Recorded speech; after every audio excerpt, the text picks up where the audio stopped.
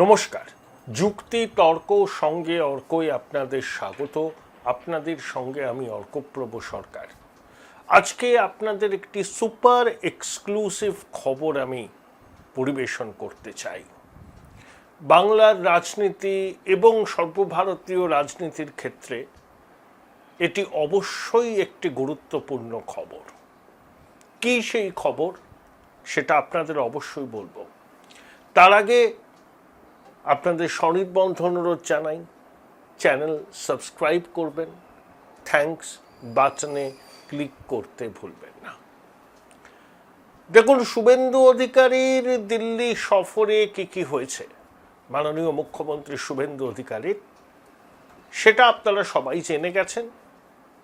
একের পর এক হাই প্রোফাইল বৈঠক, কেন্দ্রীয় স্বরাষ্ট্রমন্ত্রীর সঙ্গে বৈঠক দিয়ে শুরু, তারপর রাজনাথ সিং, উপরাষ্ট্রপতি, রাষ্ট্রপতি শ্রীমতী দ্রৌপদী মুর্মু এবং সর্বশেষ প্রধানমন্ত্রী নরেন্দ্র মোদীর সঙ্গে সাক্ষাৎকার।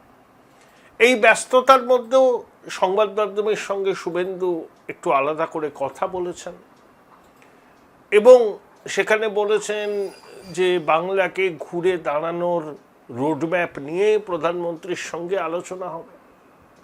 কেন্দ্রের সাহায্য ছাড়া এগোনো যাবে না, সীমান্ত সুরক্ষিত রাখতে হবে। কেন্দ্রীয় স্বরাষ্ট্রমন্ত্রী জানিয়েছেন ডেমোগ্রাফিক মিশন চালু হচ্ছে বা ডেমোগ্রাফিক কমিশন। পশ্চিমবঙ্গ, অসম, ত্রিপুরার মুখ্যমন্ত্রীদের নিয়ে অমিতজি খুব শীঘ্রই বৈঠক করবেন, যাতে সীমানা সুরক্ষার ক্ষেত্রে কী পদক্ষেপ নেওয়া যায়। এবং এই আবহে কোয়াড সম্মেলনে যোগ দিতে 23শে মে সকাল 7টায় কলকাতা বিমানবন্দরে পা রেখেছেন মার্কিন বিদেশ সচিব মার্কো রুবিও সস্ত্রীক। এর আগে 2012 সালের এপ্রিল মাসে এসেছিলেন তৎকালীন মার্কিন বিদেশ সচিব হিলারি ক্লিন্টন। এবার মার্কো রুবিও সফর খুব সংক্ষিপ্ত, মাদার টেরেসার আশ্রমে যাওয়া, ভিক্টোরিয়া মেমোরিয়াল দেখা, তারপরে শুভেন্দু বাবুর সঙ্গে তার বৈঠক হবে কিনা আমি জানি না। শনিবার সন্ধ্যায় দিল্লিতে, 23শে মে সন্ধ্যায় দিল্লিতে প্রধানমন্ত্রী নরেন্দ্র মোদীর সঙ্গে তার বৈঠক আছে। তারপর কোয়াড সম্মেলন, ভারতের পররাষ্ট্রমন্ত্রী এস জয়শঙ্করের সঙ্গে দ্বিপাক্ষিক বৈঠক হবে। তাহলে মার্কো রুবিওর ঝটিকা সফর, শুভেন্দু অধিকারীর মুখ্যমন্ত্রী হিসাবে প্রথমবার দিল্লিতে গিয়ে তার একের পর এক বৈঠক।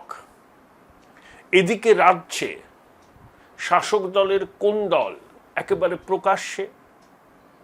23শে মে সঞ্জয় দাস, সাউথ দমদম মিউনিসিপ্যালিটির 18 নম্বর ওয়ার্ডের কাউন্সিলর, উত্তর 24 পরগনার ভাইপো হিসাবে যিনি পরিচিত, সেই দেবরাজের অত্যন্ত ঘনিষ্ঠ, রহস্য মৃত্যু।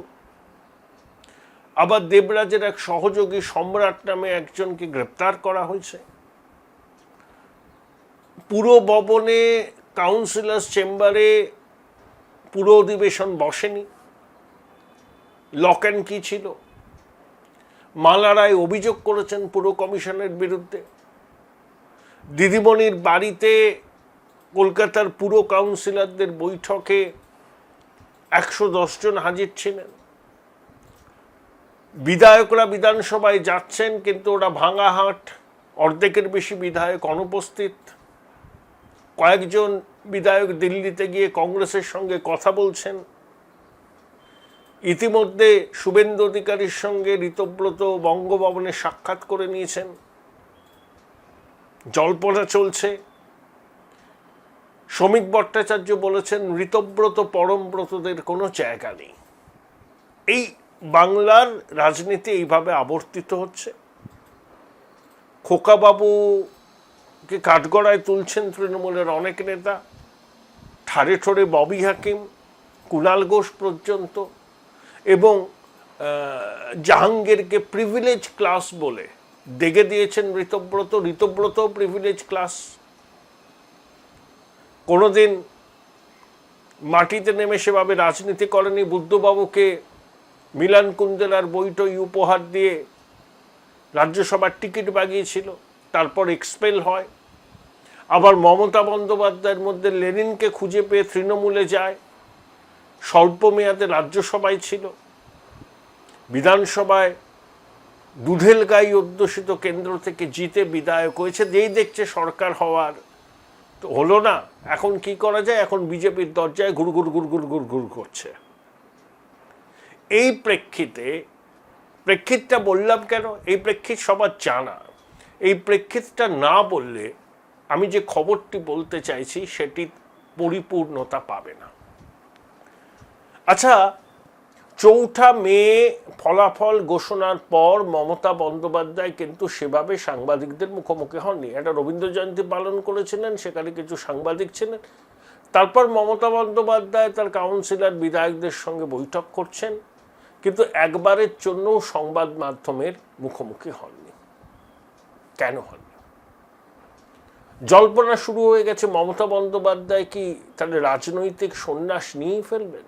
দেখুন, দিদিমণি যথেষ্ট ফিট আছে, 71 বছর তার বয়স,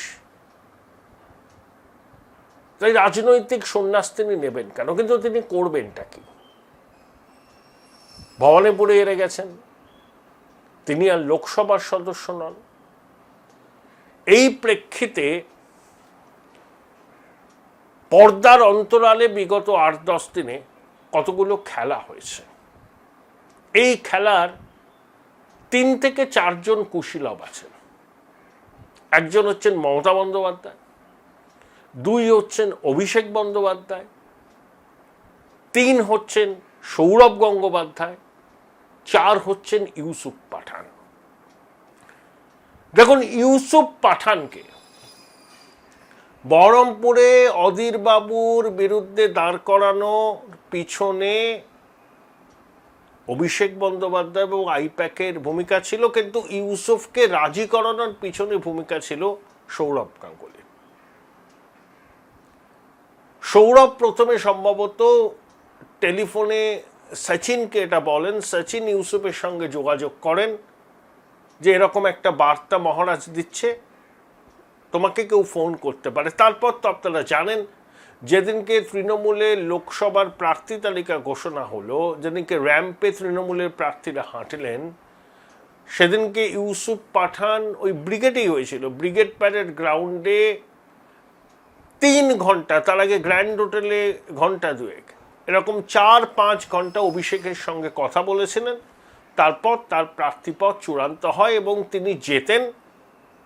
তারপর তোমার দেখা নাই রে, তোমার দেখা নাই। তাহলে গুজরাট থেকে একজনকে উড়িয়ে আনতে হয়েছিল অধীর বাবুকে হারাবার জন্য। ওই সময় হুমায়ুন কবিরের সেই বিতর্কিত মন্তব্য, মুর্শিদাবাদে আমরা 70 ওরা 30, ভাগীরথীর জলে ওদেরকে চুবিয়ে মারবো।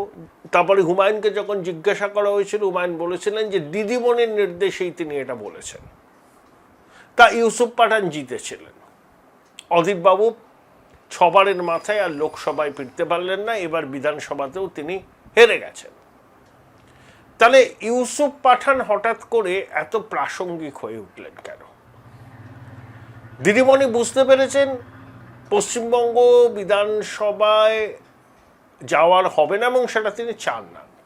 তা বলে কি তিনি রাজনৈতিকভাবে সম্পূর্ণ অপ্রাসঙ্গিক হয়ে যাবেন? তিনি দিল্লিতে রাজনীতি করতে চান। তা দিল্লিতে রাজনীতি করতে যাবেন, কিভাবে করবেন? তিনি তো সংসদের সদস্য নন, 7 বারের সাংসদ তিনি, কিন্তু বর্তমানে তিনি তো আর সংসদ সদস্য নয়। বসিরহাট কেন্দ্রের উপনির্বাচন বাকি আছে, কিন্তু সেই উপনির্বাচন কবে হবে সেটা কেউ জানে না এবং বসিরহাটকে তৃণমূল সেফ বলে মনে করছে না, যদিও সেখানে তৃণমূলের ভোট ব্যাংকেরই আধিক্য, কিন্তু সেখানে আইএসএফ, সিপিএম, পরিবর্তিত পরিস্থিতি বসিরহাটকে আদৌ সেফ মনে করছে না তৃণমূল। তাহলে অপশন কি? তৃণমূলের যারা জিতেছেন 29 জন, তাদের মধ্যে রচনা প্ররোচনা জুন জুলাই ছেড়ে দিন, হ্যাঁ, তারা পদত্যাগ করলে সেখানে উপনির্বাচন হলে একটা সিটও তৃণমূল জিতবে না। কিন্তু তৃণমূল কোথায় জিততে পারে? যদি বহরমপুর কেন্দ্র থেকে ইউসুফ পাঠান পদত্যাগ করেন, সেখানে যদি উপনির্বাচন হয় এবং সেই উপনির্বাচনে মমতা বন্দ্যোপাধ্যায় প্রার্থী হতে চান, সৌরভ গাঙ্গুলি ইউসুফ পাঠানকে রিকোয়েস্ট করেছেন যে তুমি পদত্যাগ করো। ইউসুফ পাঠান, আমি যতদূর খবরটা পেয়েছি, যে ইউসুফ পাঠান রাজি হননি। দেখুন, তৃণমূলের রাজ্যসভার যারা সাংসদ হয়েছেন, মাঝপথে তাদের অনেককে রিজাইন করিয়ে তারা নতুন সাংসদকে পাঠিয়েছিল জায়গায়। অর্পিতা ঘোষ জলজান্ত উদাহরণ। মাঝপথ থেকে তাকে পদত্যাগ করতে হয়েছিল, এবার বালুরঘাটে দাঁড়িয়েছিলেন। বর্তমান পরিস্থিতিতে কোনো রাজনৈতিক নেতা তৃণমূলের তিনি ইস্তফা দেবেন না। সাংসদ আছে, পুরো মেয়াদটা কাটাই, কেন একবারই ইস্তফা দেব? তাই শেষ পর্যন্ত মমতা বন্দ্যোপাধ্যায় এবং অভিষেক বন্দ্যোপাধ্যায় সৌরভ গঙ্গোপাধ্যায় শরণাপন্ন হন এবং সৌরভ ইউসুফকে অনুরোধ করেন। এই খবরটা কিন্তু রাজনৈতিক সূত্র থেকে আসেনি। সৌরভের ঘনিষ্ঠ কিছু মানুষ যারা খেলার মাঠের সঙ্গে যুক্ত, সেখান থেকে খবরটা আমি পেয়েছি। ইউসুফ কিন্তু রাজি হননি এখনো পর্যন্ত। অনেকে বলতে পারেন যে ইউসুফ পাঠান ধরুন তর্কের খাতিরে মেনে নিলাম, পদত্যাগ করলেন, মমতা বন্দ্যোপাধ্যায় উপনির্বাচনে দাঁড়ালেন, তাতে কি মমতা বন্দ্যোপাধ্যায় জিততে পারবেন? মমতা বন্দ্যোপাধ্যায় ইতিমধ্যেই কংগ্রেস হাইকমান্ডের সঙ্গে কথা বলে নিয়েছেন, যদি মমতা বন্দ্যোপাধ্যায় বহরমপুর কেন্দ্র থেকে প্রতিদ্বন্দ্বিতা করেন, কংগ্রেস কোনো প্রার্থী দেবে না।